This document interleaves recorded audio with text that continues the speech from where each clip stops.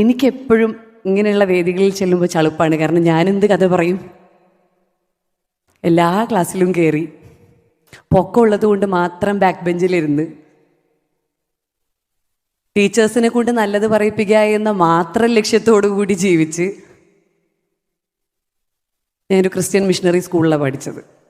അപ്പം അധികവും സിസ്റ്റേഴ്സിൻ്റെ പെറ്റാവാൻ വേണ്ടി മാത്രം യേശുവെ നന്ദി, യേശുവെ സ്തുതി ചൊല്ലി കൊന്ത മുഴുവൻ വാരി തീർത്തതും 24 മണിക്കൂർ സ്വർഗസ്ഥനായി ഞങ്ങളുടെ പിതാവെ ചൊല്ലി ചൊല്ലി ചൊല്ലി സിസ്റ്ററിൻ്റെ മുമ്പിൽ.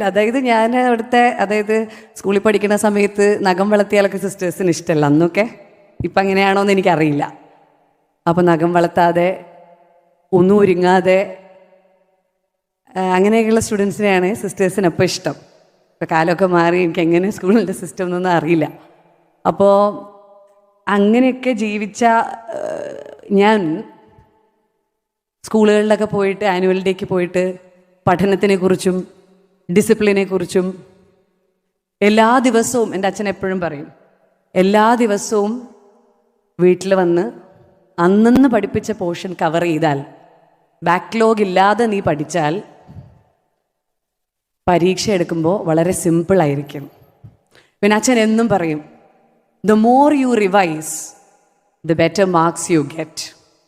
അതുപോലെ അച്ഛൻ എന്നും പറയും, 5 പൈസ മുടക്കി നിനക്കൊരു അഡ്മിഷൻ വാങ്ങിച്ചു തരുമെന്ന് നീ വിചാരിക്കരുത്. നിൻ്റെ അധ്വാനം കൊണ്ട്, നീ വാങ്ങുന്ന മാർക്ക് കൊണ്ടും, സ്കോളർഷിപ്സൊക്കെ കിട്ടിയാൽ പഠിച്ചത്. അപ്പം അങ്ങനെ സ്കോളർഷിപ്പുകൾ കൊണ്ടും എവിടം വരെ നിനക്ക് എത്താൻ പറ്റുമോ, ആ പഠിക്കുന്ന പഠനത്തിന് എത്ര രൂപ നിനക്ക് ബുക്ക് വാങ്ങാനും ഹോസ്റ്റൽ ഫീസും ഒക്കെ എത്ര രൂപ നിനക്ക് ചിലവാകുമോ, അച്ഛനെ എങ്ങനെയാണെങ്കിലും നിന്നെ അതിന്